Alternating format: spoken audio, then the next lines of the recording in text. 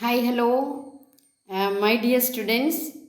ഇന്ന് നിങ്ങൾ 9ാം ക്ലാസ്സുകാർക്ക് വേണ്ടി ഒരു മോഡൽ ക്വസ്റ്റ്യൻ പേപ്പർ നമുക്കൊന്ന് അനലൈസ് ചെയ്യാം. അപ്പോൾ എല്ലാവരെയും സോഷ്യൽ സയൻസ് ട്യൂട്ടർ ചാനലിലേക്ക് ഏറ്റവും സ്നേഹത്തോടെ സ്വാഗതം ചെയ്യുന്നു. നമുക്ക് ക്വസ്റ്റ്യൻ പരിചയപ്പെടേണ്ടത് നമുക്കറിയാം. പരീക്ഷ നന്നായിട്ട് എഴുതാൻ, നല്ല സ്കോർ നമുക്ക് മേടിക്കാൻ നമുക്ക് ഏറ്റവും പ്രധാനപ്പെട്ട കാര്യമാണ് ക്വസ്റ്റ്യൻ പരിചയപ്പെടുക.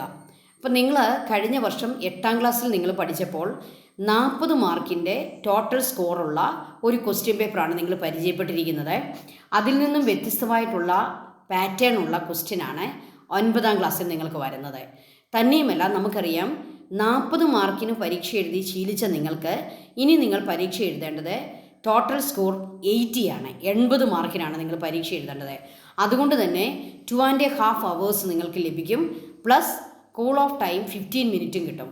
അപ്പോൾ 2:45 ആണ് നിങ്ങളുടെ ആകെ പരീക്ഷയുടെ സമയം. അപ്പോൾ അത്രയും ലോങ് ഒരു പരീക്ഷാ സമയം നിങ്ങൾ ഇതുവരെ ഫേസ് ചെയ്തിട്ടില്ല.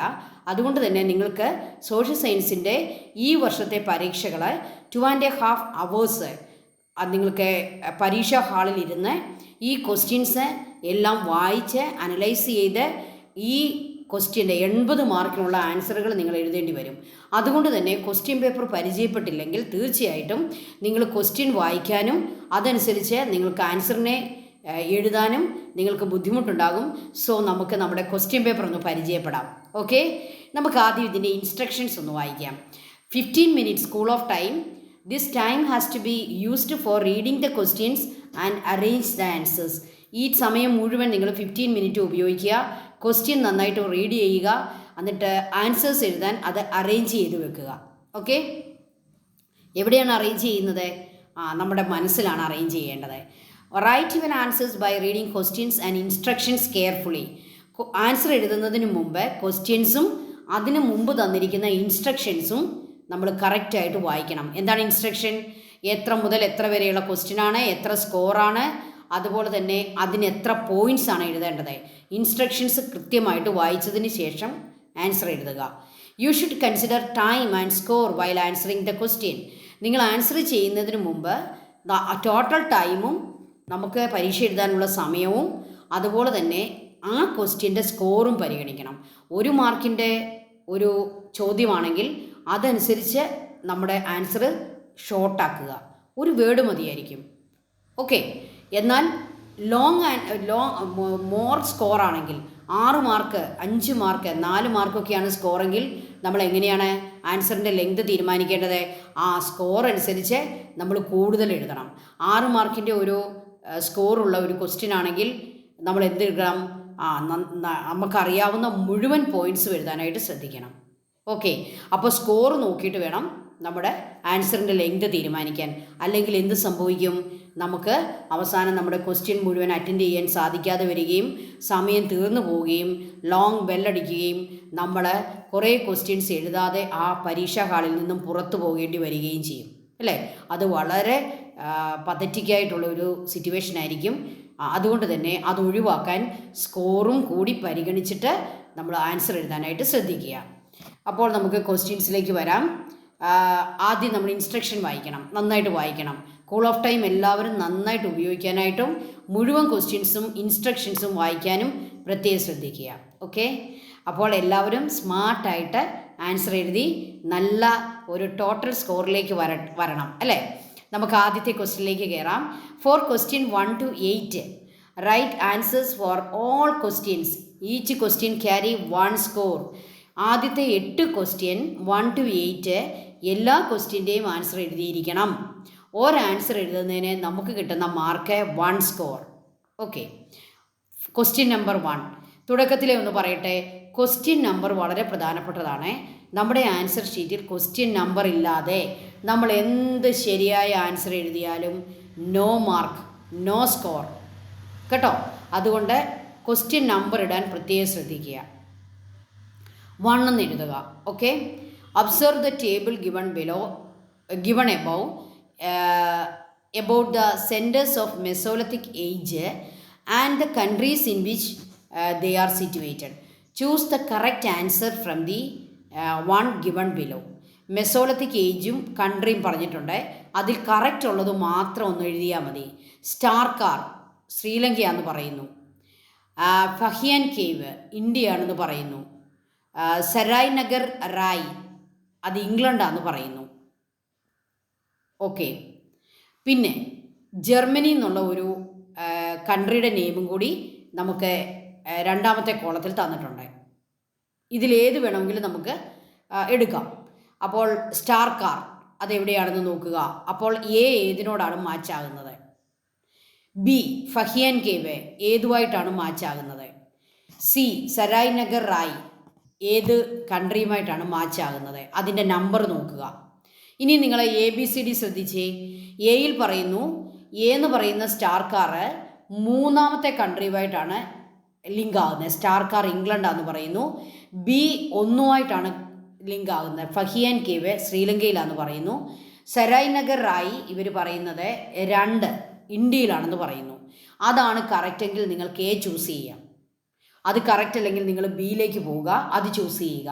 സിയിലേക്ക് പോവുക, ചൂസ് ചെയ്യുക. ഡിയിലേക്ക് പോവുക, ചൂസ് ചെയ്യുക.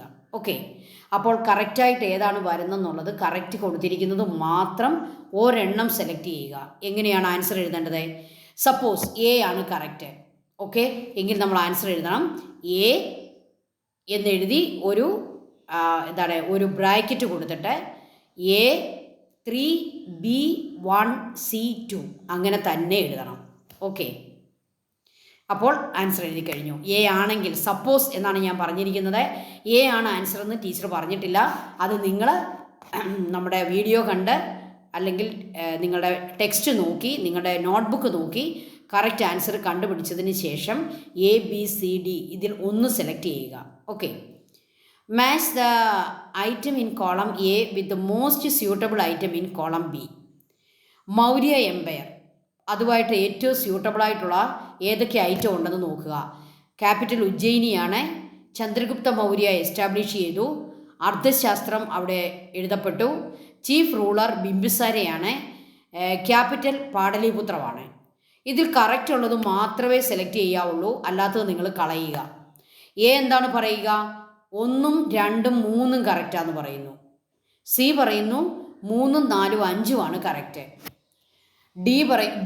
ബി പറയുന്നു 2, 3, 5 കറക്റ്റാണ്.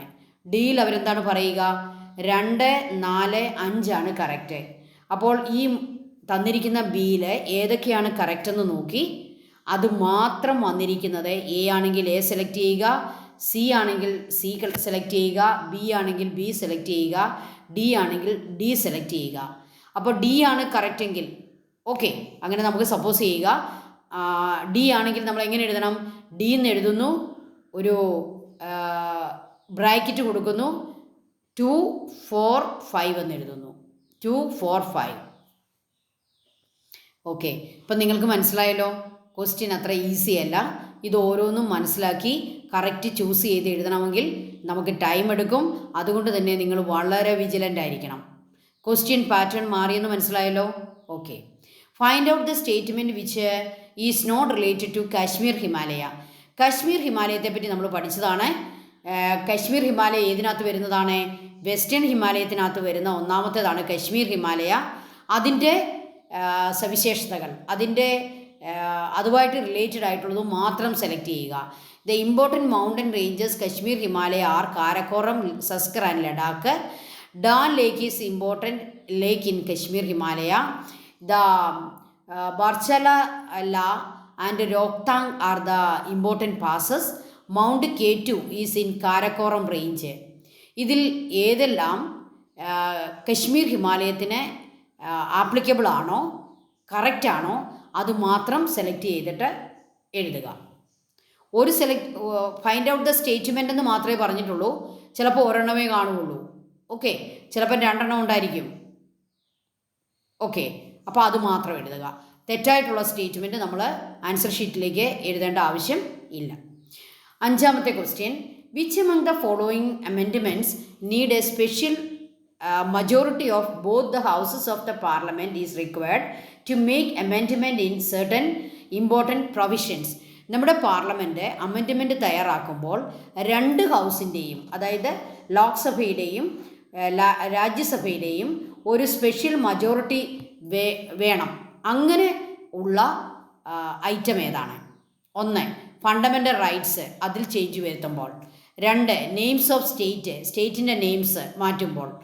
3 പീപ്പിൾസ് റെപ്രസെൻറ്റേഷൻ ആക്ട്, അതാണെങ്കിൽ ഡിറക്റ്റീവ് പ്രിൻസിപ്പിൾസിൻ്റെ ചേഞ്ച് വരുത്തുമ്പോൾ. ഇതിൽ ഏതിനാണ് 2 ഹൗസിൻ്റെയും ഒരു സ്പെഷ്യൽ മജോറിറ്റി ആവശ്യമുള്ളത്? ആൻസറിലേക്ക് നോക്കിയേ. എ 1ഉം 2ഉം ചെയ്യുമ്പോഴാണെന്ന് പറയുന്നു. ബി 2ഉം 3ഉം ആണെന്ന് പറയുന്നു. സി 4ഉം 3ഉം ആണെന്ന് പറയുന്നു. ഡി 1ഉം 4ഉം ആണെന്ന് പറയുന്നു. അപ്പോൾ ഏതൊക്കെയാണോ കറക്റ്റായിട്ട് വരുന്നത് അത് ഏതിലാണ് തന്നിരിക്കുന്നത് നോക്കുക. എ ആണോ, ബി ആണോ, സി ആണോ, ഡി ആണോ, അത് സെലക്ട് ചെയ്യുക. ഓക്കെ. 5ാമത്തെ question. One among the following is associated with Marusthali. Identify it. മരുസ്ഥലിയുമായിട്ട് ബന്ധപ്പെട്ട കാര്യം മാത്രം സെലക്ട് ചെയ്യുക. A Dal lake, B Thar desert, C Naga hills, D Shivalik mountain ranges. അതിൽ നിന്ന് ഒന്നങ്ങ് സെലക്ട് ചെയ്താൽ മതി. ഓക്കെ. ഏതാണ്? Marusthali. 6th question. Find out the changes that can be described as neolithic revolution. Neolithic revolution എന്ന് പറയുന്നത് ഗോർഡൻ ചൈൽഡിൻ്റെ നിയോളത്തിക് റെവല്യൂഷൻ അല്ലേ, അതുമായിട്ട് കണക്റ്റഡ് ആയിട്ടുള്ളത് ഏതാണ്? Okay. Storing of food grains, then used copper tools along with stone tools, beginning of urban life, started permanent settlement. ഇതിൽ നിയോളത്തിക് റെവല്യൂഷനിൽ വരുന്നത് മാത്രം select ചെയ്യുക. A B C D. A 1 2 3, B 2 3 5, C 2 3 4, D 1 4 5. അപ്പോൾ ഇതിൽ എ ആണോ, B ആണോ, C ആണോ, D ആണോ കറക്റ്റ്? ഇതിലേതൊക്കെയാണ് നിയോളത്തിക് റെവല്യൂഷനിൽ വരുന്നതെന്ന് നോക്കി അത് മാത്രം സെലക്ട് ചെയ്യുക. Okay. Then 7th question. Read the following newspaper report. A new train is sanctioned to Kerala. India signed a diplomatic agreement with Sri Lanka. To which list of 7th schedule of Indian Constitution the news are associated with? ഈ 2 ന്യൂസും നമ്മുടെ 7th ഷെഡ്യൂൾഡിലെ Indian കോൺസ്റ്റിറ്റ്യൂഷനിലെ 7th ഷെഡ്യൂൾഡിലെ ഏത് കാര്യവുമായിട്ട് connected ആണ്? Union list ആണോ, state list ആണോ, concurrent list ആണോ? Okay. Union list, state list, concurrent list.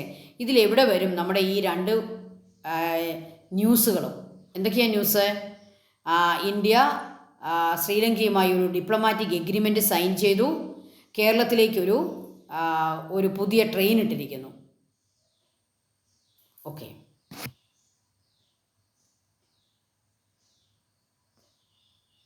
D ഒരെണ്ണം കൂടെ ഉണ്ട് കേട്ടോ, റെസ്യൂഡിയറി പവേഴ്സ്. അപ്പോൾ ഇതിലേതിൽ വരുമെന്നുള്ളത് എഴുതുക. Union list, state list, concurrent list, residuary powers. അതിലേതാണോ എ ബി സി ഡി ഒരെണ്ണം സെലക്ട് ചെയ്യുക, ആ വേർഡ് അങ്ങോട്ട് എഴുതുക. ഓക്കെ. 8ാമത്തെ ക്വസ്റ്റ്യൻ. ഈ 8ാമത്തെ ക്വസ്റ്റ്യനോടുകൂടി നമ്മുടെ 1 മാർക്ക് തീരുകയാണ്. ഇതിനെല്ലാം നമുക്ക് എത്ര മാർക്കേ ഉള്ളൂ? 1 മാർക്കേ ഉള്ളൂ. നോക്കിയേ, ഒരു മാർക്ക് കിട്ടണമെങ്കിൽ എത്രമാത്രം കീനായിട്ട് നമ്മൾ നോക്കണമെന്ന് ശ്രദ്ധിക്കുക. വെറുതെ പെട്ടെന്ന് ചാടിക്കേറി നമുക്ക് സെലക്ട് ചെയ്യാൻ പറ്റുകയില്ല. ആ രീതിയിലാണ് ഈ ക്വസ്റ്റ്യൻസ് തന്നിരിക്കുന്നത്. Match the item in column A with the most suitable item in column B. Rough stone tools, അതാണ് എ. ബിയിൽ അതുമായിട്ട് കണക്റ്റ് ആകുന്നത് ഏതാണ്? Palaeolithic age, mesolithic age, neolithic age, chalcolithic age. Answer നോക്കുക. എയുമായിട്ടാണ് കണക്റ്റെങ്കിൽ എ എന്ന് എഴുതുക. ബിയുമായിട്ടാണ് കണക്റ്റെങ്കിൽ ബി എന്ന് എഴുതുക. സി ആണ് കണക്റ്റെങ്കിൽ സി എന്ന് എഴുതുക. ഡി ആണെങ്കിൽ ഡി എന്ന് എഴുതുക. Okay. A B C D അതിൽ ഏതാണോ കറക്റ്റ് അത് അതുപോലെ എഴുതി വെക്കുക. For questions 9 to 13 each question carry 2 mark, 2 score. Write answers in 2 or more sentence. അപ്പോൾ മിനിമം 2 സെൻറ്റൻസ് എങ്കിലും നമ്മുടെ ആൻസറിൽ കാണണം. 2 സ്കോർ ഉണ്ട്. ഓക്കെ. അതുകൊണ്ട് തന്നെ 2 പോയിൻറ്റ്സിലും കൂടുതൽ നമുക്കറിയാമെങ്കിൽ അത് എഴുതുക. അതവർ നിർബന്ധിച്ച് പറയുന്നില്ല. മിനിമം 2 സ്കോർ അല്ല minimum 2 sentence or 2 words score കിട്ടുന്നത് 2. 9th ക്വസ്റ്റ്യൻ 9 അത് തന്നെ 9th ക്വസ്റ്റ്യൻ. ഇവിടെ ക്വസ്റ്റ്യൻ നമ്പർ ഇടാൻ പ്രത്യേകം ഓർത്തോണം. 9 ആ 9 എന്നുള്ള ആദ്യം കിടക്കുന്നത് അത് പ്രിൻറ്റിങ് മിസ്റ്റേക്കാണ്. അത് ആ റൈറ്റ് റിവാർഡ്സ് എന്ന് എഴുതുന്ന ഭാഗത്ത് വരേണ്ട 9 ആണ് ഇവിടെ പോയി കിടക്കുന്നത്, ആ മോളിൽ പോയിരിക്കുന്നത് കേട്ടോ. അത് താഴോട്ട് മാറി വരേണ്ടതായിരുന്നു. അപ്പം നിങ്ങൾ പക്ഷേ ആൻസർ പേപ്പറിൽ 9 എന്ന് എഴുതിക്കോണം. Write rewards earned by the following factors of production. Factors of പ്രൊഡക്ഷൻ്റെ റിവാർഡ് എഴുതാനാണ്. ആ 2 വാക്ക് മാത്രം എഴുതിയാൽ മതി. ലാൻഡിന് എന്താ കിട്ടുന്നത്, ക്യാപിറ്റലിന് എന്താ കിട്ടുന്നത്, രണ്ടും എഴുതിക്കോണം. 2 മാർക്കും കിട്ടും. വളരെ ഈസി ആയിരുന്നു അല്ലേ. അടുത്ത 10th question. Complete the following chart related to tools used in palaeolithic age. Palaeolithic ഏജിലെ ടൂൾസുമായിട്ട് ബന്ധപ്പെട്ട ഒരു ചാർട്ട് തന്നിരിക്കുകയാണ്. ആ 2 വാക്ക് അങ്ങോട്ട് എഴുതി വെച്ചാൽ മതി. ഫാഷനിങ് എന്ന് പറഞ്ഞാൽ എന്താണ്, ബിയിൽ അവിടെ എഴുതി വെക്കുക. The method of making specific tools for each purpose. ഓരോ പർപ്പസിനും സ്പെസിഫിക് ടൂൾസ് ഉണ്ടാക്കുന്നതിന് ഒരു പേരുണ്ടായി. ആ പേരാണ് ഇവിടെ എഴുതേണ്ടത്, എയിൽ എഴുതേണ്ടത്. അപ്പോൾ എയിൽ ഒരു വേർഡ് എഴുതുക, ബിയിൽ ഫാഷനിങ്ങിൻ്റെ എക്സ്പ്ലനേഷൻ എഴുതുക. 2 മാർക്ക് നമ്മുടെ ആൻസർ ഷീറ്റിലേക്ക് വന്നോളൂ. 11th question. 11. How are alluvial fans formed. അതിൻ്റെ ആൻസർ അങ്ങ് എഴുതുക. എത്ര സെൻറ്റൻസ് എങ്കിലും വേണം, 2 പോയിൻറ്റ്സ് എങ്കിലും വേണം. Okay, minimum 2. 12th question. Make clear that do you understand by Kumaon Himalayas and Garhwal Himalaya. Kumaon Himalaya, Garhwal Himalaya, എന്താണ് അതിൻ്റെ അർത്ഥം, എന്താണ് അതിൻ്റെ അർത്ഥം? ഇപ്പോൾ 2നെ പറ്റിയും എഴുതുമ്പോൾ 2 സ്കോർ കിട്ടും. Examine the role of Ashoka's dharma in maintaining peace and coexistence among subjects. അശോകൻ്റെ ധർമ്മ ആ ജനങ്ങളുടെ ഇടയിൽ പീസും കോ എക്സിസ്റ്റൻസും എത്രമാത്രം കൊണ്ടുവന്നു. അശോകൻ്റെ ധർമ്മയെപ്പറ്റി നിങ്ങൾക്കറിയാവുന്ന 2 or 3 പോയിൻറ്റ്സ് എഴുതുക. ഓക്കെ, 2 സ്കോറേ ഉള്ളെന്ന് പ്രത്യേകം ഓർക്കുക. ഇനിയുള്ള ക്വസ്റ്റ്യൻസ് എല്ലാം തന്നെ 3 സ്കോറിൻ്റെയാണ്. Four questions 14 to 21 each question carry 3 mark. Choose the given four questions 14, 15 and 16. Okay, choice തന്നിട്ടുണ്ട്. ഏതിനൊക്കെ? 14, 15, 16 എന്ന് പറഞ്ഞാൽ ഓറിട്ട് വേറെ ക്വസ്റ്റ്യൻ ഉണ്ട്. നമ്മൾ ആൻസർ എഴുതുമ്പോൾ 2 കൂടി എഴുതി വെക്കേണ്ട ആവശ്യമില്ല. അതിലേതെങ്കിലും 1, ആ 1 സെലക്ട് ചെയ്യുമ്പോൾ കൂടുതൽ പോയിൻറ്റ്സ് അറിയാവുന്നത് സെലക്ട് ചെയ്യുക. കൂൾ ഓഫ് ടൈമിൽ അതൊക്കെ നിശ്ചയിച്ച് വെച്ചോണം കേട്ടോ. For the questions with the choice right answer only for 1 question. Okay, അപ്പോൾ ഈ 3 സ്കോറിൻ്റെ ക്വസ്റ്റ്യൻസ് അടുത്ത വീഡിയോയിൽ ടീച്ചർ പറയുന്നതായിരിക്കും. Okay, thank you children, thank you so much. May God bless you all.